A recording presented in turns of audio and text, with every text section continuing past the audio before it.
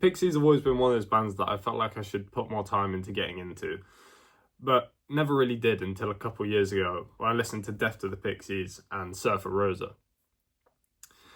These were a good entryway, but I felt like I never really appreciated them. I listened to Doolittle after, and a few of those songs I recognised a bit more, but didn't really fully appreciate. Maybe just because it wasn't what I was into at the time, but I never really fully appreciated it for what it is. That was until recently, where I've been kind of going through a 90s grunge era, or deep dive, and thought, let's see where this all came from. And so I listened to Doolittle again and have listened to it many times since. And so that's why I'm going to be talking about it today. It was released in 1989. It was a Pixies' second studio album. And it received pretty good critical acclaim. It's kind of widely regarded as their breakout album. It had the hit Here Comes Your Man on it, which I didn't even realise was by the Pixies. I've heard it in countless films. It's you definitely recognise it. Really good song. But that was kind of their breakout hit, and it really sort of propelled them into stardom a bit more. And it inspired a lot of early grunge, including Nirvana, with Kurt Cobain explicitly saying that it was a very big influence for Nevermind. And it kind of begun the sort of 90s grunge trend, I suppose. Grunge kind of blew up in the 90s, as well as like alt rock and different forms of that. And Doolittle has elements of that, which I'll get into. And there's a lot of short songs in it as well, which was a stylistic choice. They said that it was, a lot of these songs were kind of ideas and they threw them together. It's mainly all written by Charles Thompson.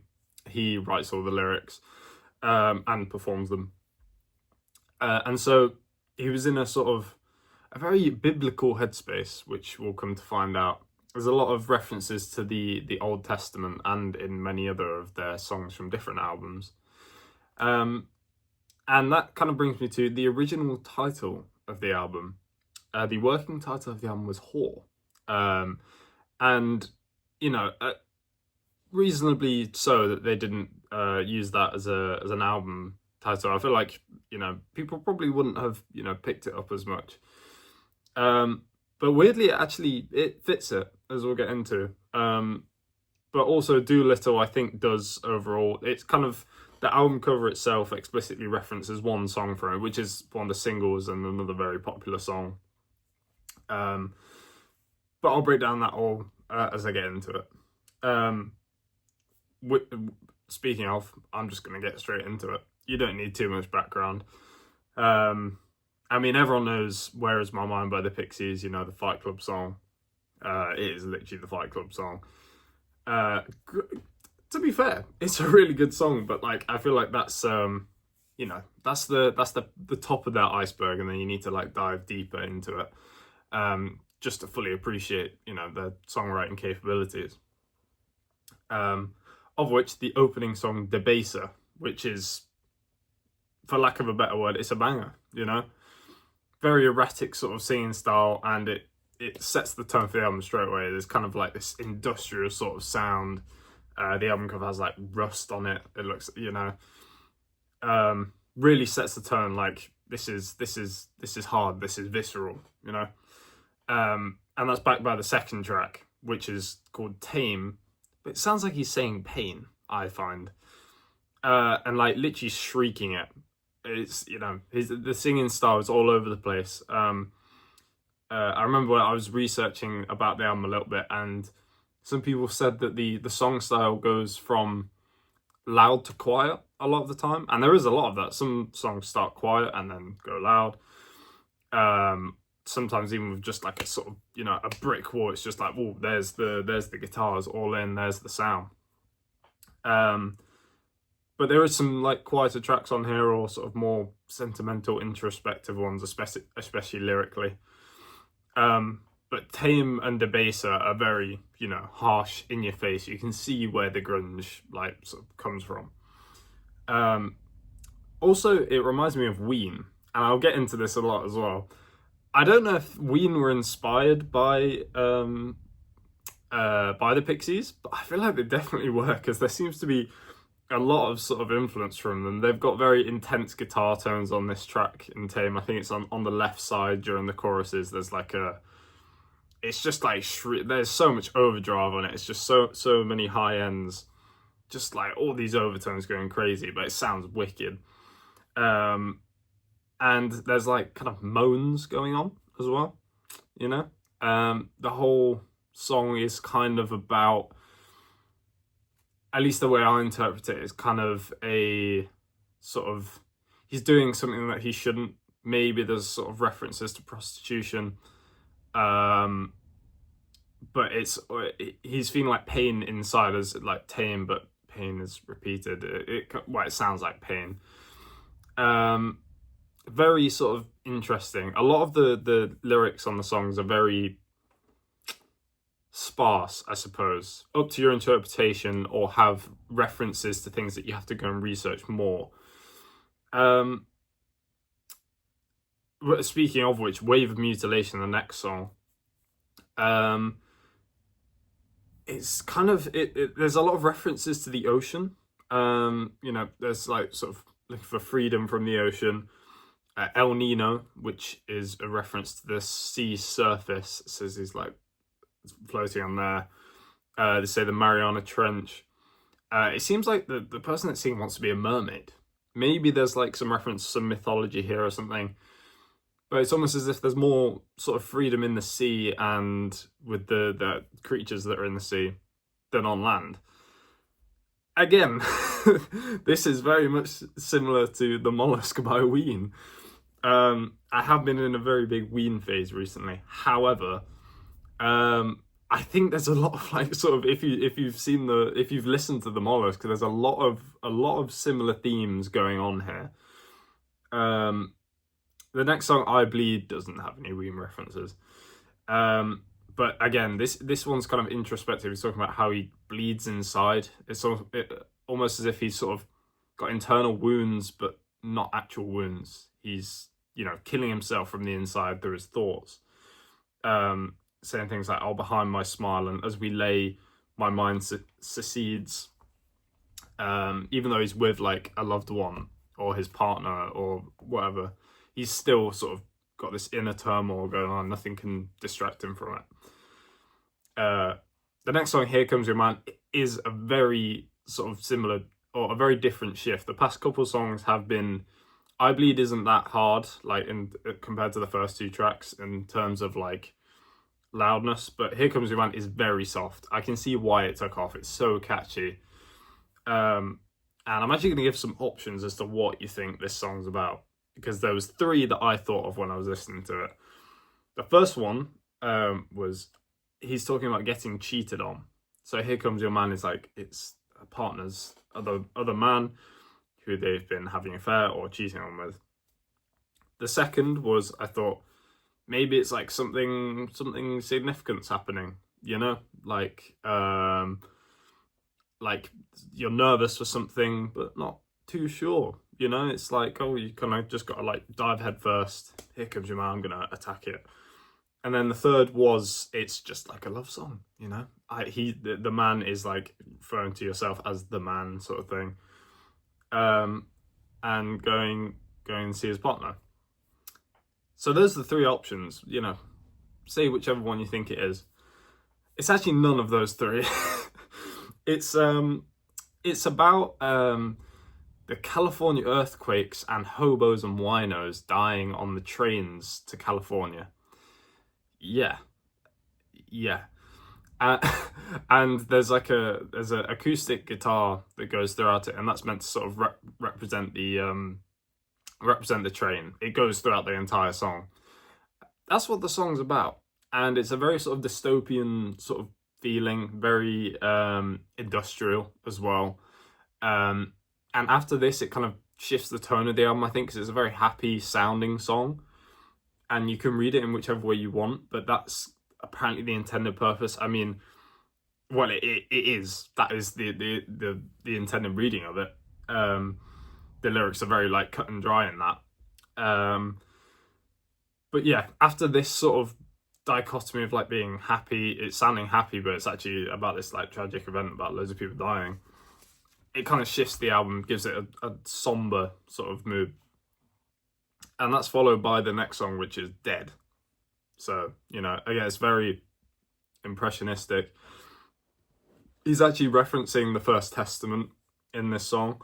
I did have to research this. But he's talking about Uriah, who gets mentioned, and Bathsheba. Apologies if I'm pronouncing any of these wrong. This might not be the First Testament. This might just be some mythological tale. But Uriah is Bathsheba's husband, and he's killed for his wife having an affair with the king. So he suffers for this, and it's not his fault. I think the whole point is that of this song is about people being punished for things that they didn't do, just in like society sort of thing. So with reference to the song before, you know, these hobos or homeless people dying as part of the earthquakes, being on these trains, they've, you know, I mean, maybe they're seeing the earthquake as like representative of some sort of like societal change. I mean, I don't know what politics in the late 80s for America were particularly like, apart from the Cold War, which I think had ended just before. You know, I'm no historian here, but yeah, I think the whole point of this song is learning from that story, and you know, in contrast to song 4, very powerful message, I think. The next song, Monkey Gone to Heaven, was one of the singles for the album, and is the one that features on the cover, as I mentioned before. Here Comes Your Mum was also one of the promo singles, but this was the main one because it's, you know, it's on the album title, on the album cover. And there's more reference to the ocean here as well, and sort of creatures of Earth, like animals, and them being a, you know, a different sort of entity to humans. And you know, they are, but they're still like, they're still mammals and everything. But it's symbolic of and I researched this, but I had my own reading, which I'll say, but the meaning that came up a lot when I researched it was it's represented as a man killing the environment. And Doolittle, who's mentioned in this song and obviously the album title, the character of Doolittle is meant to be a bridge between mankind and animals, because he can talk to animals, but no one listens to him, and hence sort of industrialness and just the nature of mankind is killing animals, it's killing the ocean. This is followed up in the next song, but the 5, 6, 7, 5 is man, 6 is the devil, 7 is God. I think it's only because like the devil's 6 because 666. I don't know why they picked like those 3 numbers. You know, 6, 7's in there. Make of that what you will. Maybe they pre-ordered it. I don't know. It's literally on the title as well, or on the cover. I'm looking at it right now. That caught my eye, and I like twitched, but anyway. But yeah, songs about like killing the ocean, industrialism, really poignantly sort of brings to light the idea of environmentalism. Here Comes Your Man is like there's the train that goes throughout, and again, this kind of, you know, it's environmentalist, it's anti sort of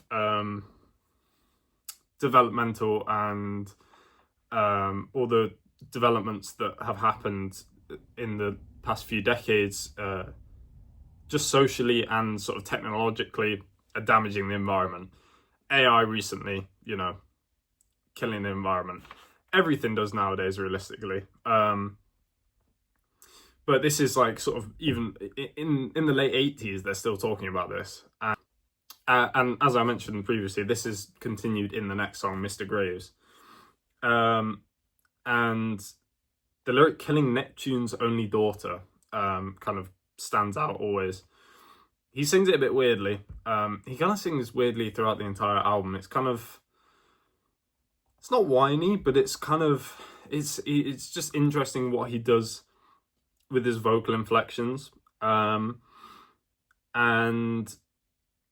Mr. Greaves is historically a death character. I think it's a play on like Mr. Graves, grieving death and everything. So it's, killing Neptune's only daughter. It's like, okay, well, the sort of industry of man is killing the oceans. It's killing the creatures in the ocean. And Doolittle again is mentioned in this track, representing that bridge between animal and mankind.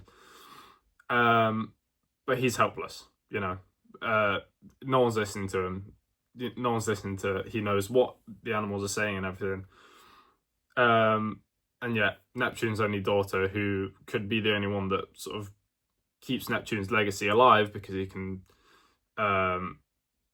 she can give birth to his grandkids, she's now dead. So, more environmentalism.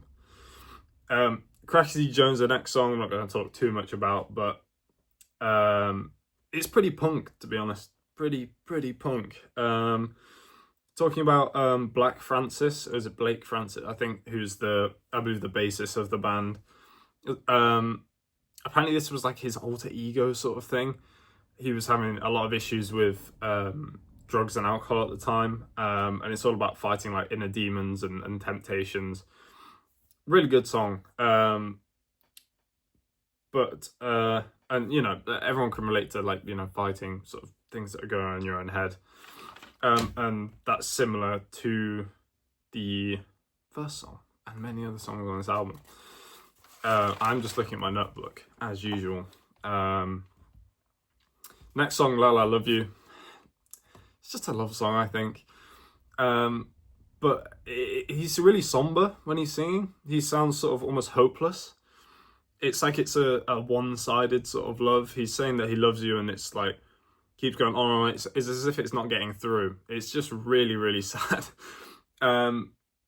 And it seems out of place to have a love song on an album like this. But the fact that it's so somber, it's like people don't have love for each other. We don't love the environment, we don't love the ocean anymore, and now we don't love each other. It's just like war and toxic relationships, one-sided relationships, and all that. Yeah, there you go. But 13 Baby, the next one, number 13 Baby, sorry,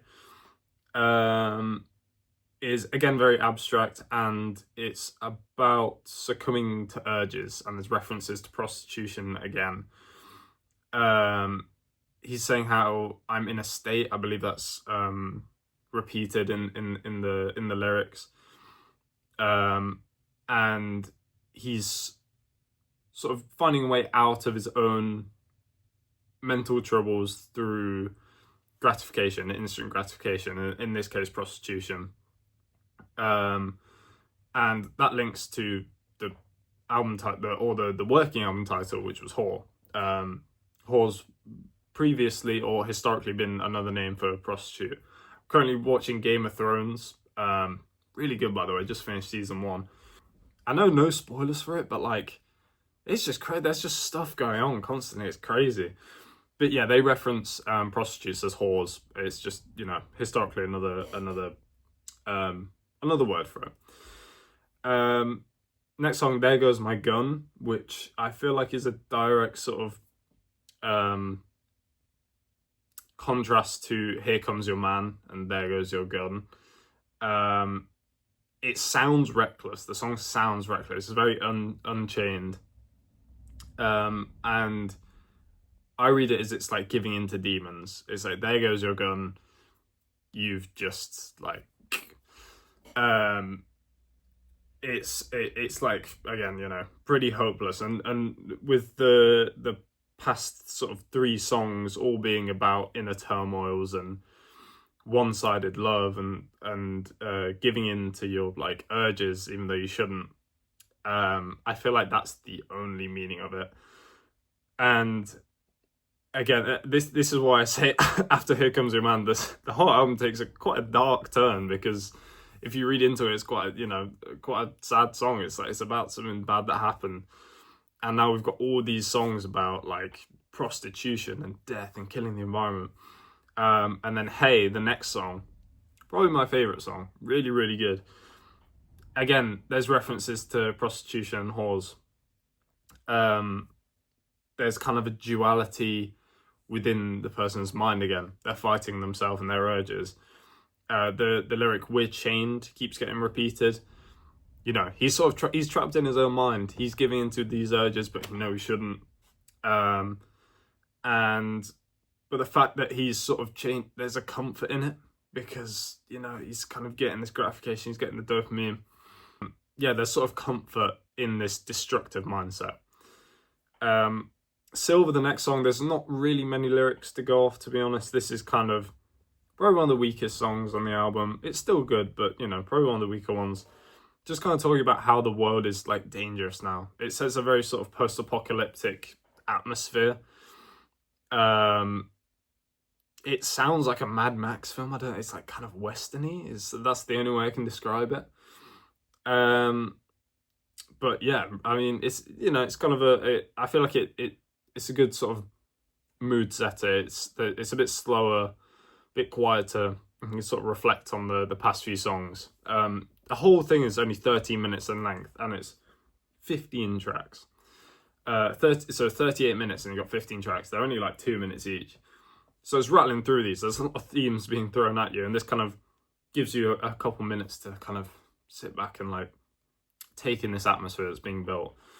And then Gouge Away, the next song, talks about Samson, the character from the Old Testament, which I don't really know too much about the story, but I know his eyes were gouged out. So Gouge Away, obviously direct reference. And his power came from his hair. And I think he was like tempted to give away that secret by another character. I forget their name, but it was a woman.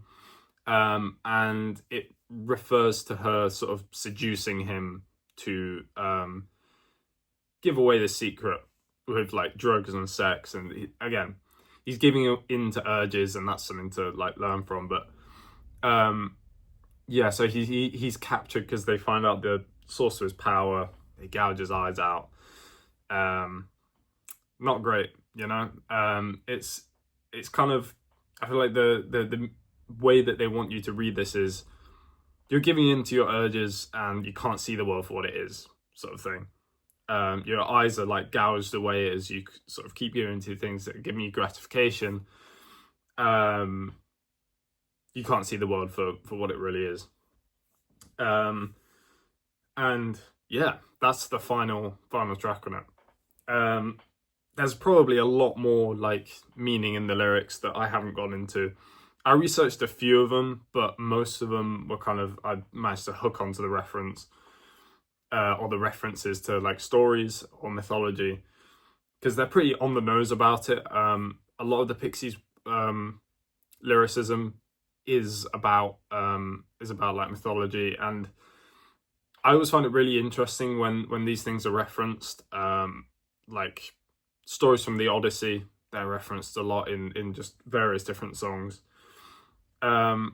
And it's quite eye-opening to see the messages from things like the Old Testament mythology, but put in like a modern way, and links to sort of dystopia, which is one of my favorite sort of genres. That's the word, yeah.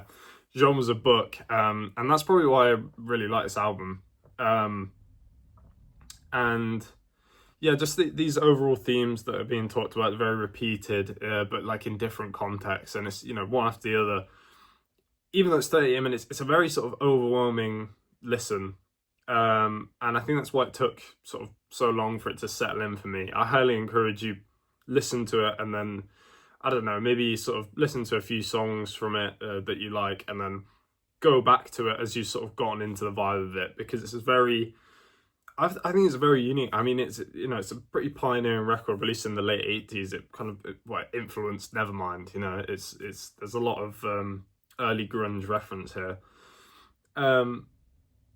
And yeah, it needs its flowers, you know. It's not just Where Is My Mind by the Pixies. I mean, the Pixies have seen a lot of success.